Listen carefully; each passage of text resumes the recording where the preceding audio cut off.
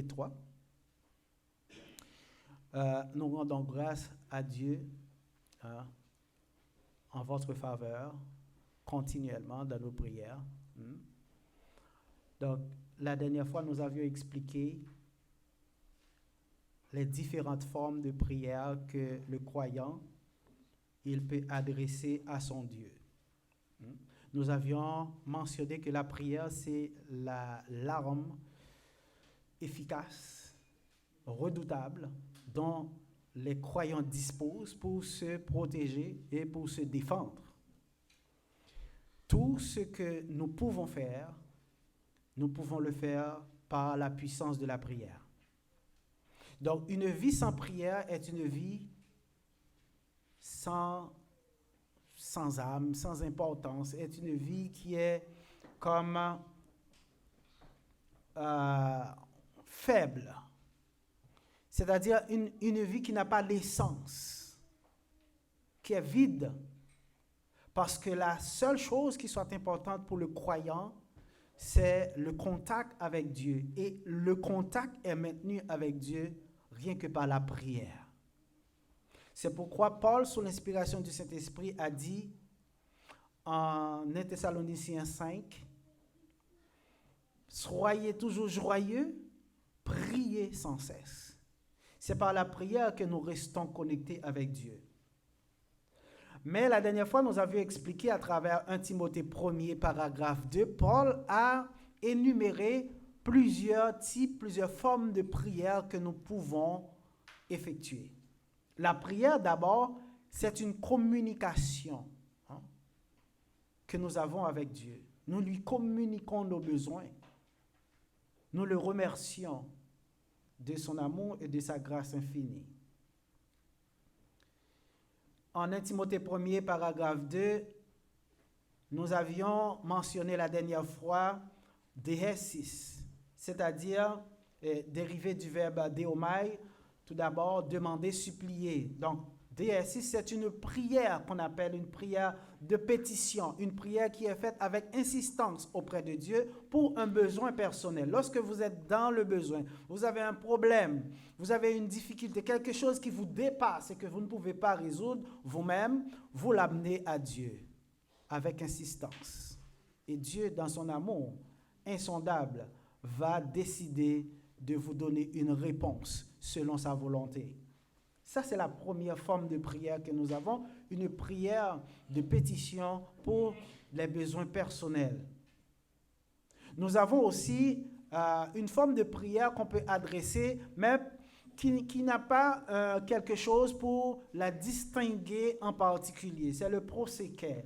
C'est la prière à caractère général. C'est lorsque vous faites des vœux, vous faites des souhaits, vous souhaitez des choses, vous priez, parce que vous pouvez voir dans la décomposition de ce mot, proséquer, prosékomai, pros, en présence de, face à, lorsque vous êtes en présence de Yahweh par la prière, eh bien vous lui adressez des vœux.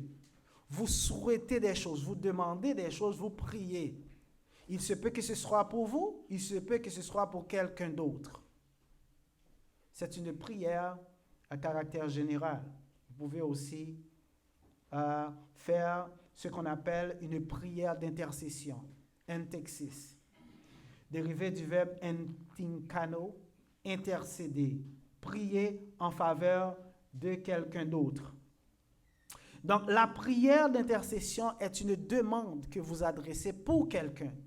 Et dans la situation actuelle, c'est la forme de prière que nous devons beaucoup plus adresser, parce que nous devons penser aux autres. Dans ces circonstances, dans le contexte que nous sommes, le monde est en panique à cause du virus COVID-19 ou coronavirus. Tout le monde est paniqué. Il y a des gens qui sont tombés malades, des gens sont morts. La situation est préoccupante. Certains pays sont beaucoup plus touchés par d'autres. Nous sommes moins touchés que par rapport à beaucoup d'autres pays. Nous devons prier Yahweh. Nous devons prier Dieu, non seulement pour qu'il puisse continuer à nous protéger, mais pour qu'il puisse avoir un regard favorable pour tous ceux qui sont sous cette difficulté présentement, qui souffrent, des familles qui sont malades. des gens qui sont à l'hôpital. Nous devons prier pour les autorités. Certains, parmi les autorités, leurs familles sont touchées par ce virus. Nous devons penser à eux dans nos prières, des prières d'intercession. Nous devons prier d'une manière spéciale et incessante pour tout le personnel médical qui donne leur 200% pour venir en aide aux gens qui sont malades. On les oublie toujours. Les héros dans l'ombre, ces infirmières, ces préposés, ces agents, ces gens qui travaillent, qui nettoient l'hôpital, ces gens, les médecins, les spécialistes, tout le corps médical, les directeurs d'hôpitaux, toute la chaîne, il faut prier pour eux parce que c'est eux autres qui ont beaucoup plus de stress. Parce que le système médical est mis à rude épreuve. Nous devons prier pour que Dieu donne la santé à ces gens pour qu'ils puissent continuer à aider d'autres personnes. Imaginez que les gens qui doivent prendre soin des autres tombent malades tous. Ce serait le chaos. Donc il faut prier pour que Dieu puisse les protéger, les garder. Et nos prières, sincèrement, et nos remerciements vont à tous ces gens, tous ces héros qui travaillent dans l'ombre. Et des fois, on ne reconnaît même pas l'importance de leur travail. On ne leur dit même pas merci des fois. Des fois, on les insulte parce qu'on a juste un petit problème. On les insulte, on ne se rend pas compte qu'ils sont là pour nous aider pour notre bien. Nous devons être reconnaissants et adresser des prières d'intercession à Dieu pour protéger ces gens, pour protéger leur famille. Parce que si le médecin, sa famille n'est pas en santé, sa famille est dans le problème, le médecin n'aura pas la capacité psychologique pour bien s'acquitter de ses responsabilités. Donc c'est important. Et c'est Dieu même qui le demande à travers la Bible. Nous devons prier pour tous les hommes, pour les rois, c'est-à-dire les gens qui sont élevés en dignité, les premiers ministres, leurs familles, et toutes les autres personnes qui travaillent pour nous permettre d'être en sécurité. Le corps policier, sans exception, priez pour tout le monde. C'est la prière d'intercession ici qu'on appelle entexis. Vous priez pour d'autres personnes. Même si vous avez des problèmes, vous devez prier pour d'autres personnes. Nous ne devons pas être égoïstes parce que la Bible dit, au lieu de considérer votre propre intérêt, considère aussi ceux des autres. Et nous avons une autre forme de prière qui c'est l'Eucharistia, la prière d'action de grâce. Parce que dans ce mot, nous trouvons Eucharistéo, rendre grâce, remercier. C'est une prière qui se fait pour remercier Dieu de ses riches bénédictions, pour le remercier de toutes ces bénédictions envers nous, que ce soit la santé, que ce soit la nourriture, que ce soit la protection, que ce soit la sécurité, que ce soit la vie. Nous avons beaucoup de raisons de remercier Dieu parce qu'il est bon envers nous. Nous devons être reconnaissants. Donc c'est une prière de gratitude, de remerciement. Eucharistia, prière d'action de grâce, que nous devons avoir dans toutes les formes de prière que nous faisons, parce que nous devons toujours remercier Dieu en tout temps et pour toutes choses. Nous avons une autre forme de prière que nous avions mentionnée qui ne nous concerne pas, c'est les hérotasis, dérivé des héotao, adresser une demande, c'est prier, mais ici dans le contexte, c'est beaucoup plus entre des gens qui sont de niveau égal. Par exemple, un dignitaire peut demander une faveur à un autre. Parce qu'ils sont au même rang. Un président demande quelque chose à un autre président. Donc, ils sont de même niveau. C'est ça que cette forme de prière dégage. Et vous pouvez regarder en Jean 16, paragraphe 26 ou Luc 14, 32. Nous avions vu en détail tous ces éléments-là dimanche dernier. Comme nous mentionnons et tantôt, nous sommes dans un contexte où nous devons prier beaucoup plus, où nous devons être plus insistants auprès de Dieu afin d'avoir sa réponse beaucoup plus rapidement dans ces moments où nous sommes, pour que Dieu puisse ouvrir l'intelligence des chercheurs, des microbiologistes, des gens qui travaillent, des experts, pour qu'ils puissent arriver à identifier un remède, un vaccin qui puisse aider le monde à faire face à cette difficulté. Nous savons qu'ils finiront par le trouver parce que Dieu, c'est lui qui est aux commandes. Même si les autres, ils ne le comprennent pas, ils ne le croient pas, mais nous savons que c'est Dieu qui est aux commandes. Et si ce n'est pas sa volonté, il n'y a rien qui va arriver. Pour vous qui nous écoutez, sachez que ce n'est pas la fin du monde. J'ai vu beaucoup de gens, des propos, des gens qui paniquent, etc. C'est la fin du monde. Non, ça ce n'est pas la fin. Ça ce n'est même pas l'introduction à la fin parce que la fin va être terrible. Mais est-ce que vous êtes préparés pour la fin? Beaucoup de gens paniquent pour juste un petit virus alors qu'ils négligent le salut de leur âme, la chose la plus importante de leur vie. Mais tout ce qui est important, c'est le corps. On fait tout pour le corps, on panique. Mais l'âme est laissée à la dérive. Chers amis, nous remarquons qu'il y a des gens qui prient aussi. Mais ils prient, mais ces gens-là prient, ils ne savent pas ce qu'ils disent, ils ne savent pas qui ils prient. Parce qu'ils ne sont pas nés de nouveau. Parce qu'ils n'ont pas été lavés encore de leurs péchés. Vous ne pouvez pas prier, vous pouvez prier, mais Dieu ne répond pas, n'écoute pas les prières des pécheurs. Si quelqu'un fait sa volonté, c'est celui-là qui l'exauce. Donc, comment faire la volonté de Dieu? C'est d'abord accepter les conditions de la doctrine. Nous voyons des gens qui prient, mais qu'est-ce qu'ils font? Ils récitent la formule de prière que Jésus-Christ avait donnée à ses disciples, je m'excuse. En Matthieu 6, paragraphe 9 à 13. Notre Père qui es aux cieux, que ton nom soit sanctifié, que ton règne vienne. C'est cette prière qu'ils font comme prière d'intercession. La prière n'est pas une formule magique. La prière qu'on adresse à Dieu, quand on prie, la prière c'est la communication d'un besoin à Dieu. Tout le monde n'a pas le même besoin. Donc la prière doit être originale, personnelle, spécifique à nos besoins. On ne peut pas tous réciter la même formule, notre Père, etc. Et pour plusieurs raisons, nous ne pouvons pas réciter cette formule de prière. Nous avons des besoins différents. Nous devons nous adresser à Dieu spécifiquement selon nos besoins personnels. Nous n'avons pas nécessairement les mêmes problèmes, les mêmes préoccupations. Dans le modèle de prière que Jésus-Christ avait appris à ses disciples, ce modèle nous apprend qu'il faut mettre l'accent beaucoup plus sur les choses qui sont spirituelles. De chercher premièrement le royaume de Dieu et sa justice. Et les autres choses vont venir par la suite. Et c'est ce qui est prouvé dans cette prière.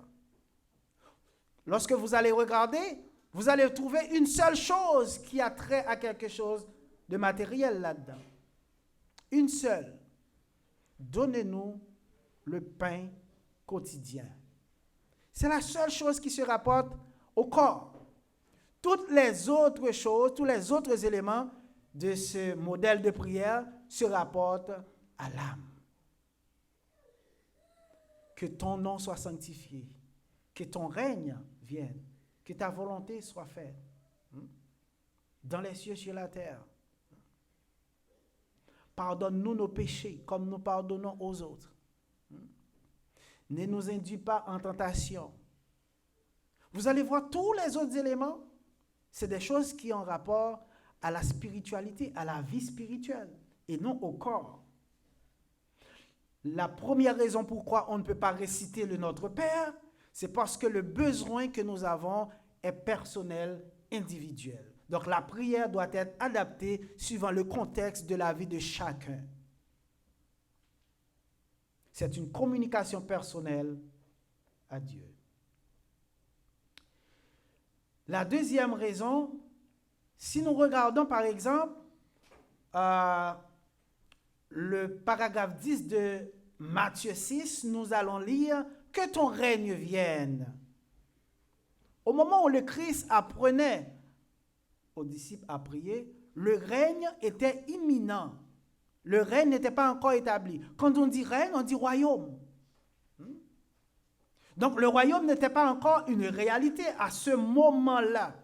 Donc le Christ apprend aux disciples afin qu'ils puissent demander à ce que le royaume vienne. Parce que beaucoup de problèmes, de difficultés qui existent, eh bien ces problèmes vont disparaître dans le royaume. Mais ici, on parle des problèmes au niveau spirituel. On parle des problèmes, on ne parle pas des problèmes matériels, bien sûr. Maintenant, après le jour de la Pentecôte, lorsque l'Église a pris naissance, vous allez voir que le royaume est dans sa phase terrestre établi sur la terre.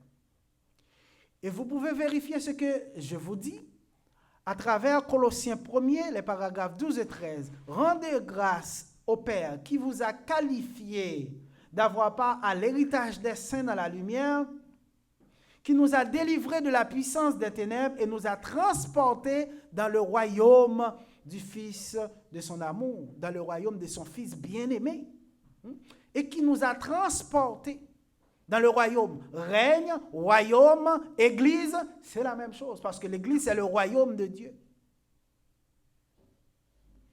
Et autre part, en 1 Corinthiens 15, 24, Paul, sous l'inspiration du Saint-Esprit, a spécifié qu'ensuite viendra la fin, quand il remettra le royaume à celui qui est Dieu et Père, après avoir détruit toute domination, toute autorité et toute puissance. Donc la fin va venir lorsque Jésus-Christ va revenir et prendre le royaume pour remettre à son Père. Comment est-ce que Jésus-Christ peut prendre quelque chose qui n'existe pas encore et le remettre à son Père? C'est que le royaume est déjà établi. Donc nous avons été transportés. Comment peut-on être transporté dans quelque chose qui n'existe pas? Dieu nous a transportés dans le royaume de son Fils bien-aimé. Le royaume de son Fils bien-aimé, c'est ce royaume qu'il avait prédit d'établir en Matthieu 16, lorsqu'il a parlé à Pierre, disant « Tu es Pierre, Pétros, et sur Pétra, je bâtirai mon église, mon royaume. Les portes du séjour des morts ne prévaudront point contre elle. Et je te donnerai les clés. » Pierre a reçu ces clés qu'il a utilisées le jour de la Pentecôte, en acte 2, pour ouvrir, pour inaugurer l'ouverture du royaume à tous les Juifs. Et il va utiliser encore ces mêmes clés en acte 10 pour donner un libre accès aux premiers païens dans le royaume. Donc le royaume, dans sa phase terrestre, c'est l'Église. Parce que l'Église est le royaume de Dieu et Jésus-Christ en est le roi, parce qu'il est la tête du corps qui est l'Église. La troisième raison pour laquelle nous ne pouvons pas réciter notre Père, c'est qu'il y a cette partie au paragraphe 11 qui dit « Donne-nous aujourd'hui notre pain quotidien ». Souvent, je remarque des personnes qui récitent cette prière, mais pourtant cette personne a déjà reçu la nourriture qu'elle demande. Elle est à table, elle va manger. Donc, elle va manger la nourriture là, elle demande encore de lui donner la nourriture. Donc, quelqu'un qui récite quelque chose qui ne sait même pas ce qu'elle dit. Donc, cette personne ne sait pas ce qu'elle dit. En plus, je vois aussi des gens qui vont se coucher. C'est le moment d'aller au lit. Ils ont déjà fini de passer la journée, ils ont mangé. C'est le moment d'aller se coucher pour se reposer. Ils récitent notre Père. Notre Père qui es aux cieux, donne-nous aujourd'hui notre pain quotidien. Et la personne va dormir. C'est un non-sens. C'est pourquoi l'Église ne récite pas cette formule de prière. Parce que la prière doit être entachée de la réalité présente de la personne qui prie. Par exemple, les prières d'intercession que nous invitons tous les chrétiens à faire, c'est pour que Dieu puisse protéger le monde de ce virus, afin qu'il y ait un médicament pour protéger les hommes du coronavirus. C'est une prière d'intercession. Vous devez prier pour les autorités, pour tous ceux qui sont malades. Pensez à eux, pour que Dieu puisse leur venir en aide. C'est notre devoir en tant que croyants, parce que nous ne devons pas considérer seulement notre propre intérêt, nous devons considérer aussi les intérêts des autres. L'égoïsme, ça, c'est ce qui règne dans le monde. Et lorsque ce n'est pas moi qui suis touché, je me fous du reste. Dès que je suis bien, ma famille est bien, le monde peut mourir. Non, on ne peut pas être comme ça. C'est trop égoïste. Parce qu'un jour, ce sera votre tour d'être touché. Vous auriez aimé que d'autres personnes pensent à vous dans vos moments de détresse. Eh bien, il faut penser à ceux qui sont en détresse pour le moment. Et prier pour eux. Chers amis, d'autres personnes, certaines ne savent pas comment prier. Nous venons de vous l'expliquer. D'autres ne savent pas qui prier. Souvent, on entend des gens qui prient, mais ils prient Jésus. Jésus, Jésus et ça. Non, au lieu de prier Jésus, au lieu de prier Yahweh, ils prient Jésus. Alors que Jésus lui-même a dit, lorsque vous demandez quelque chose à Dieu, tout ce que vous demandez à Dieu, à mon Père, en mon nom, c'est-à-dire selon mon autorité, c'est-à-dire que vous devez déjà être reconnu comme disciple de Christ pour vous adresser à son Père. Pourquoi? Parce qu'il y a un seul médiateur entre Dieu et les hommes, et c'est Jésus-Christ. Et la façon d'avoir cette liberté de pouvoir vous présenter devant le trône de la grâce, c'est par le sang de Christ. Christ est mort, il est enseveli, il est ressuscité, il est apparu à ses faces. Donc, les 4 éléments de l'évangile que vous devez d'abord accepter, et ces 4 éléments vont vous diriger vers Dieu à travers Jésus-Christ. Et lorsque vous avez fini d'être lavé de vos péchés dans l'eau du baptême, selon Romains 6. Chers amis, en Jean 15, paragraphe 16, Jésus-Christ a dit, « Ce n'est pas vous qui m'avez choisi, mais c'est moi qui vous ai choisi et qui vous ai établi afin que vous portiez du fruit en allant et que votre fruit demeure afin que tout ce que vous demanderez au Père en mon nom, il vous le donne. Afin que tout ce que vous demanderez au Père, selon mon autorité, il vous le donne en mon nom. » Chers amis, la prière est une chose qui se fait dans l'ordre. Des fois, on remarque aussi dans certains groupements religieux qu'il y a 500 personnes, 1000 personnes, et tout le monde se met à parler, à prier ensemble à haute voix. Et ça fait un tintamarre, un désordre généralisé. Dieu est un Dieu d'ordre. Dieu est un Dieu de paix et non de désordre. 1 Corinthiens 14, 33. Donc, lorsqu'on doit prier en assemblée, la Bible dit que quelqu'un élève la voix. Les autres prient aussi. Mais ce n'est pas nécessaire d'élever la voix, de prier à haute voix pour que Dieu puisse vous entendre. Parce que Dieu est esprit. Il n'a pas d'oreille comme nous. Il n'a pas besoin que vous fassiez du bruit. Avant même que vous prononcez le mot, il le sait déjà. Pas besoin de faire du toy-boy, du tapage, beaucoup de scandales, beaucoup de bruit pour que Dieu puisse vous entendre. Il n'est pas sourd. Il entend. Avant même que vous parliez, il entend. Avant que vous prononcez le mot, il sait déjà ce que vous allez dire. Donc ce n'est pas nécessaire de faire du bruit.